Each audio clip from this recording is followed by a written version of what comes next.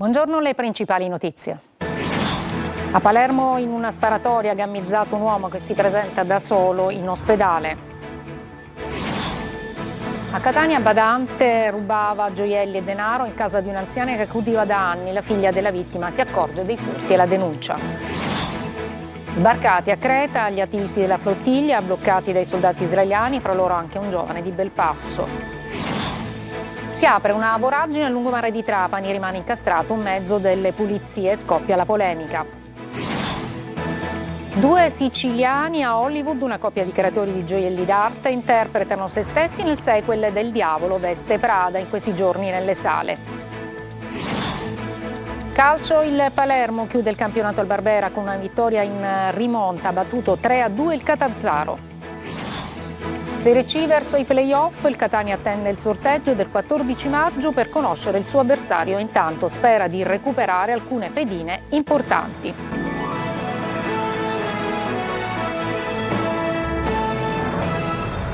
Buongiorno, benvenute e benvenuti. Un bambino di 5 anni è stato investito da un furgone sul lungomare di Cefalù, siamo nel Palermitano. Il piccolo ha riportato un grave trauma cranico e lesioni. Il personale del 118 lo ha intubato sul posto prima di trasportarlo all'ospedale Villa Sofia di Palermo. Dopo le visite mediche, gli accertamenti in neurochirurgia escludono lesioni interne da rendere necessario un intervento chirurgico, ma il bambino è stato comunque ricoverato nel reparto di neurorianimazione per essere tenuto sotto controllo costante. Veniamo alla sparatoria, restiamo a Palermo, violenta, una nuova, infatti questa volta in via Montalbo, un uomo è stato ferito ad una gamba, l'episodio forse legato ad un altro fatto di sangue avvenuto nelle ore precedenti. Sentiamo Tonino De Mana. E ancora un giallo, la sparatoria avvenuta ieri pomeriggio a Palermo con un uomo di 37 anni, Danilo Dignoti, che si è presentato spontaneamente al pronto soccorso dell'ospedale civico con una ferita d'arma da fuoco alla coscia. Il grave fatto di sangue si è verificato davanti ad una macelleria in via Montalbo, nella zona dei cantieri navali. Non è in gravi condizioni.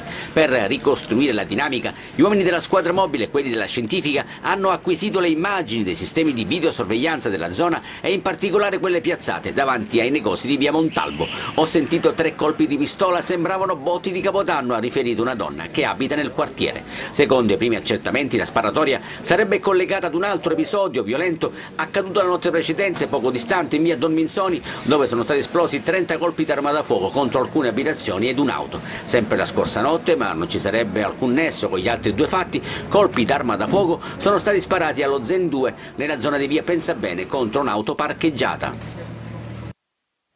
Notte di paura a Ficarazzi, una frazione di Aci Castello nel Catanese, dove rapinatori hanno fatto saltare il bancomat dell'ufficio postale di via Tripoli con una carica esplosiva. Da quantificare il bottino, sulla vicenda stanno indagando i carabinieri. Maggiori dettagli nelle prossime edizioni del nostro telegiornale. Intanto, sempre a Catania, una badante ruba in casa di un'anziana individuata e denunciata dalla polizia, era da anni al servizio della donna. Orazio Longo. Da anni accudiva un'anziana come badante, una donna di cui fidarsi, una di famiglia, se non fosse che la donna, incensurata di 46 anni, badava talmente bene all'anziana signora da alleggerirla anche dei preziosi che questa teneva in casa.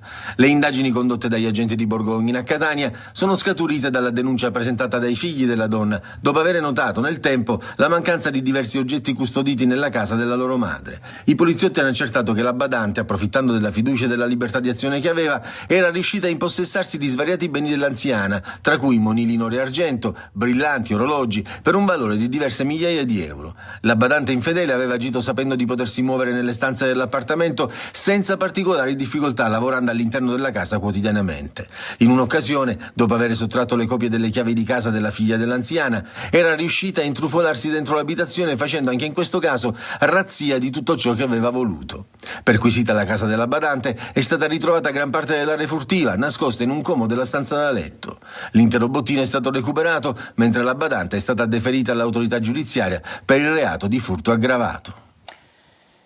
A Catania, in via Capo Passero, un pusher è stato arrestato mentre stava spacciando droga davanti a un condominio. L'uomo, che è un pregiudicato catanese, alla vista degli agenti di polizia, ha gettato via una bustina bianca che aveva in mano, ha cercato rifugio all'interno del palazzo, ma i cani antidroga hanno fiutato l'involucro con cocaina e marijuana.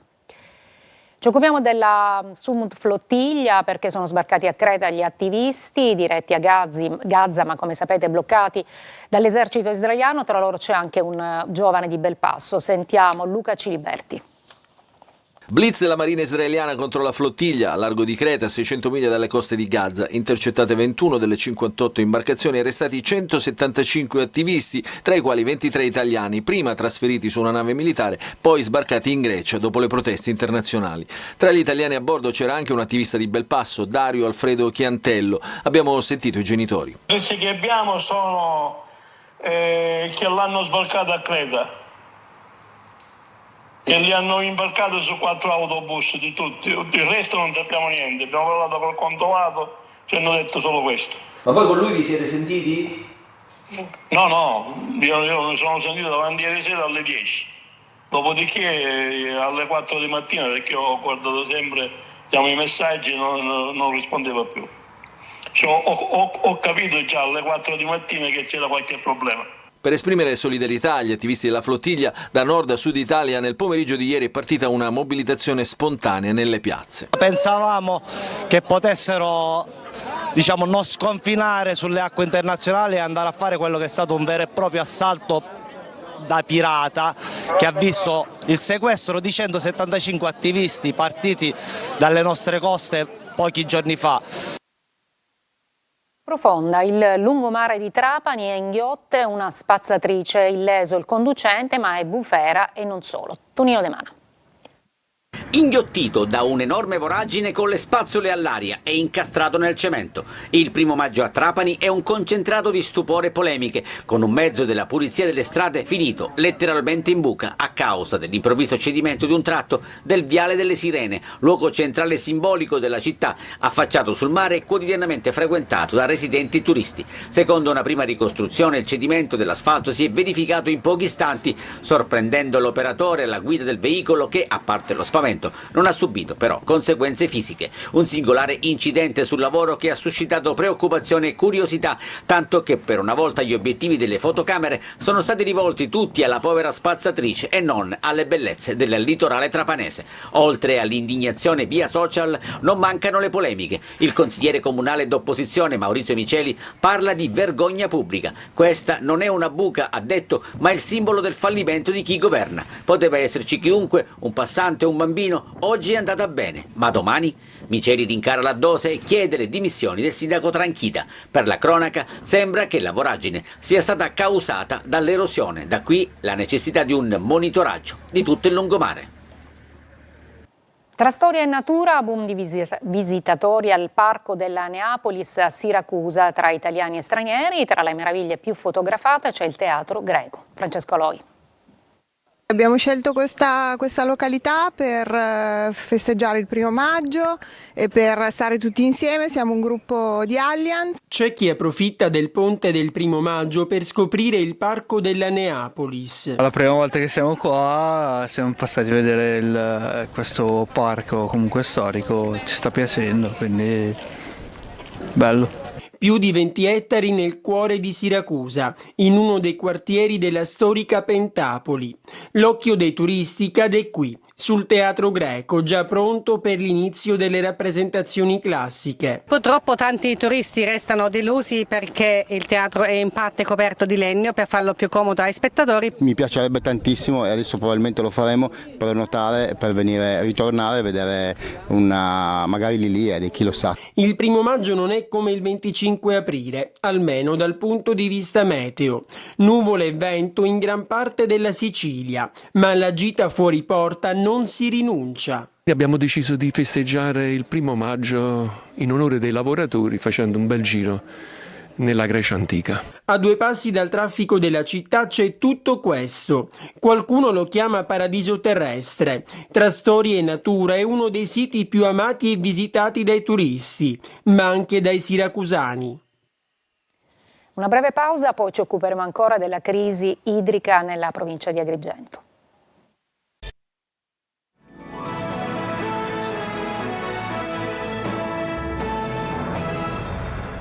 La crisi dell'acqua in provincia di Agrigento entra in una fase decisiva. Gli autotrasportatori rompono il silenzio e lanciano un ultimatum ad AICA in vista della scadenza del 9 maggio. Senza certezze sulle nuove condizioni, il rischio è che lo stop al servizio e migliaia di utenze a secco. Davide Sardo.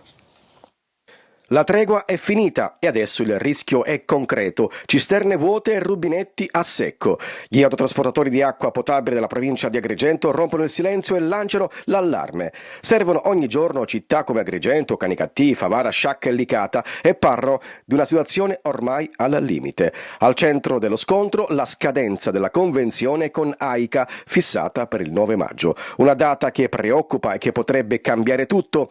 Gli autobottisti rivendicano il loro ruolo. Per anni hanno garantito acqua a famiglie, scuole e ospedali, anche nei momenti più difficili, sempre presenti anche quando i pagamenti tardavano e con una ferita ancora aperta, i debiti mai saldati lasciati da Girgenti Acque. Oggi però cresce la tensione, denunciano mancanza di chiarezza sulle nuove condizioni del servizio. AICA annuncia la chiusura dei punti di carico per chi non aderisce al nuovo elenco, ma dicono senza spiegare come e a quali condizioni lavorare. Il timore è forte, perdere autonomia e diritti senza garanzie. E allora parte l'ultimatum. Gli autotrasportatori chiedono trasparenza per scegliere liberamente, anche a costo di fermarsi. Uno scenario pesante perché senza autobotti migliaia di famiglie rischiano di rimanere senza acqua.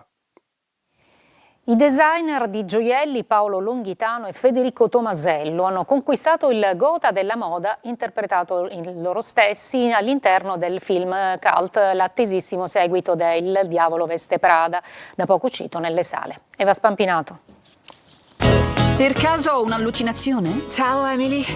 Anche tu la conosci? È il sequel più atteso degli ultimi 20 anni. Il Diavolo veste Prada torna a far sognare milioni di appassionati di moda, design, lusso, storie da copertina. Ma ci sono due giovani siciliani che quel sogno lo hanno vissuto da vicino.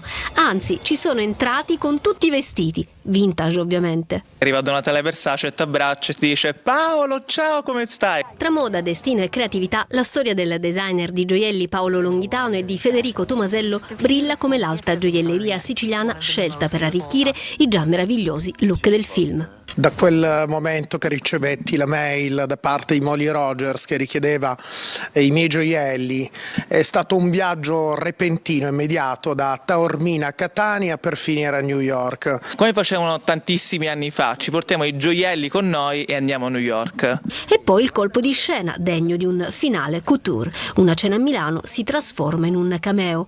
Insieme a Paolo entra sul set anche Federico. Ed è stato secondo me meraviglioso, abbiamo portato la bella Sicilia che c'è dentro. Avete interpretato voi stessi, il designer e l'assistente, proprio come nella vita reale. Come nella vita reale. Finiamo in questa scena dove c'è Emily Blunt, Anne Hathaway, ma soprattutto Donatella Versace. Raccontiamo quando è arrivata Donatella Versace dentro il ristorante, cosa ti ha detto? Sì, ci siamo abbracciati perché io aprì questa mia giacca che indossavo durante la scena di Gianni Versace, un vintage. Questo è surreale, chi è? Molti ovviamente non mi conoscono e quindi sono un attimo rimasti lì sbalorditi. La storia di Paolo e Federico che vivono tra Taormina e Catania intreccia radici siciliane e orizzonti globali. Non cambierò le radici, cercherò di, se possibile, di abitare sempre qui, ma ovviamente creando le mie ramificazioni del business nel mondo come adesso sono attive. Una breve pausa alla pagina dello sport con il Palermo e il Catania.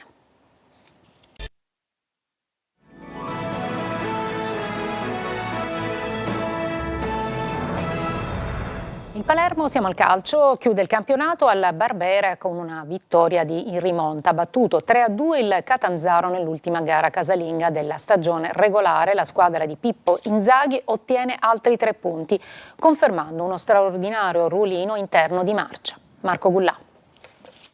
Un primo maggio di gol e occasioni al Barbera, il Palermo vince 3-2, un match che per la classifica contava ben poco. I rosanero fanno comunque un pieno di entusiasmo in vista dei playoff e chissà che sia proprio il Catanzaro l'avversario dei siciliani in semifinale. Dopo 3 minuti Catanzaro avanti, clamoroso errore di Magnani che sbaglia il retropassaggio e serve involontariamente Pittarello. L'attaccante solo davanti a Joronen non sbaglia e trova il gol. Il Palermo però reagisce al 15°, trova il pareggio, ranocchia per Jonsen che da posizione ravvicinata non sbaglia. 1-1. Partita divertente, frizzante, le occasioni non mancano. Catanzaro che passa ancora una volta in vantaggio con Pittarello, che approfitta di una nuova ingenuità da parte della difesa rosanero. È 2-1. Ripresa, il cliché è sempre lo stesso, gara divertente. Il Palermo trova il pareggio al 54esimo. Grande azione di Jonsen che ci crede, va al tiro e se lo vede respinto sulla linea di porta. Ribattuta sfortunata in rete di Nuamà, 2-2. Poi Joronen su Pittarello, salva il rosanero. Occasioni da una parte e dall'altra. Il Palermo si divora intanto il vantaggio. Nei minuti finali però mano di Frosinini in aria. Dopo il consulto al VAR l'arbitro decide che è calcio di rigore. Poi Ampalo dal dischetto è implacabile. 3-2. Finisce così. Il Palermo chiuderà la regular season venerdì prossimo a Venezia. Chiudiamo bene, molto bene. Lo dovevamo a questi quasi 30.000 spettatori, è una cosa straordinaria quello che si sta creando tra noi e la nostra gente. Insomma, nelle ultime 12 partite ne abbiamo vinte 11, pareggiata una. Penso che diamo grande continuità, sono felice per la squadra e insomma arriviamo a 72 punti, c'è un po' rammarico perché con questi punti insomma negli ultimi anni si sarebbe andati in Serie A, però dobbiamo rimboccarci le maniche e dobbiamo andarcela a prendere in un altro modo.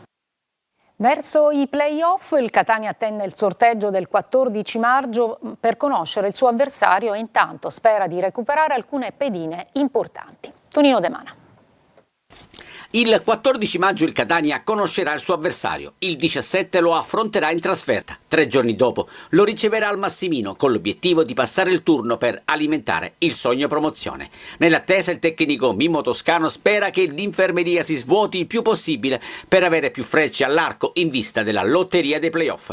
3 settimane separano i rossazzurri dagli spareggi e c'è chi scalpita per ritrovare un'ottimale condizione di forma. È il caso di Cicerelli che dopo un lungo stop per infortunio cercherà di farsi trovare pronto consegnando a Toscano un elemento di sicuro affidamento sulla tre quarti.